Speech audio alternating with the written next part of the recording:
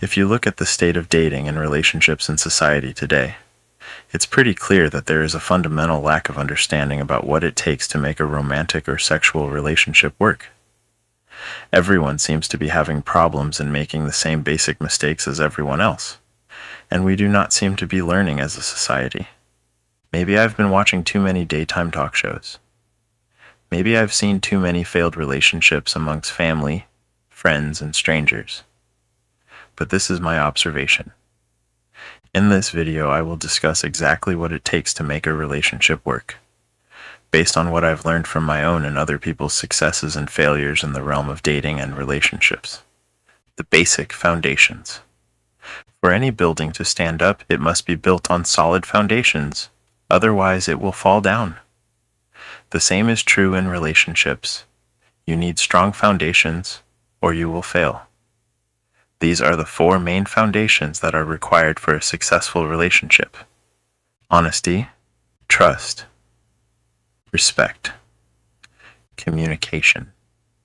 There really are no exceptions, and these principles apply across all romantic and sexual relationships, regardless of how long they last and how serious they are. These principles don't just apply to monogamous, serious, or long-term relationships. They apply equally to short-term, non-monogamous, and less serious relationships, even one-night stands and flings. Let's have a look at these four principles in a little more detail. Honesty should be self-explanatory. Trust is something that has to be earned, but usually being honest will lead to trust.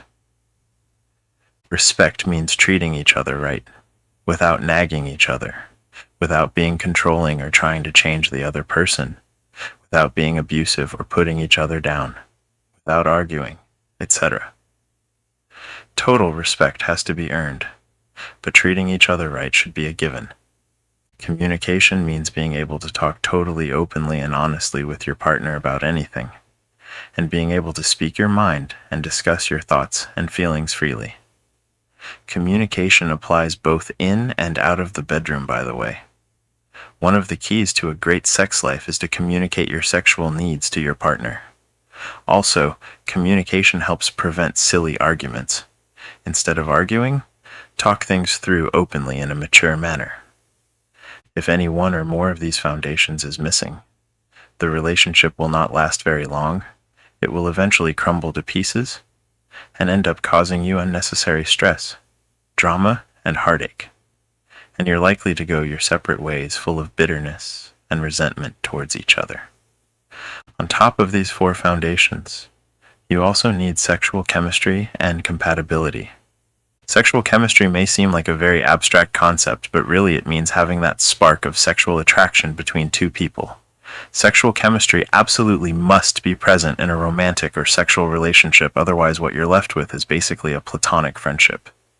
It's beyond the scope of this video to discuss sexual chemistry in any great detail, but it can certainly be amplified and revved up using erotic, sexual, dirty talk, and also with certain use of body language and by having frank, open conversations about sex.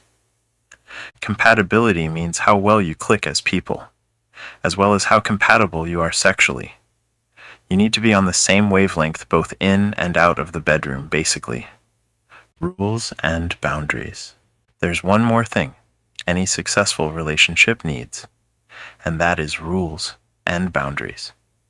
Now, to clarify, I do not mean you should have rules in order to control your partner or tell them what to do.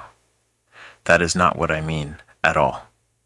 What I mean is that you need to let your partner know, preferably from the beginning, what you expect from the relationship and what you can and cannot tolerate. For example, some things I simply cannot tolerate in any romantic or sexual relationship are nagging or clinginess or neediness of any kind. Having boundaries means if your partner stops showing you honesty, trust, and respect, i.e., they overstep a boundary, you need to speak up about it and put a stop to it. Basically, show some backbone rather than allowing yourself to be walked all over. Your partner will respect you more if you don't allow yourself to be a pushover. A further thought. I also feel that many people in romantic or sexual relationships smother each other too much by spending way too much time together, or constantly contacting each other when they're not together in person. This often leads to boredom and routine, and taking each other for granted, and the time together ends up being less special. I think it's important to have a life outside of each other, so that the time you spend together means more. You need to give each other room to breathe. You also need to set everything up for a successful relationship right from the beginning. When you're getting to know a potential new romantic or sexual partner, talk about all this. Talk about honesty, trust, respect, and communication, and how important these things are to you. Get everything out in the open and have a real and frankly honest conversation with your prospective new lover about what you want from them. Be totally honest about whether you're looking for a monogamous or non-monogamous, serious or non-serious, short-term or long-term relationship. Talk about your rules and boundaries and what you expect from the relationship. By doing this, you will set everything up on the right footing and lay the foundations for a healthy and enjoyable time together.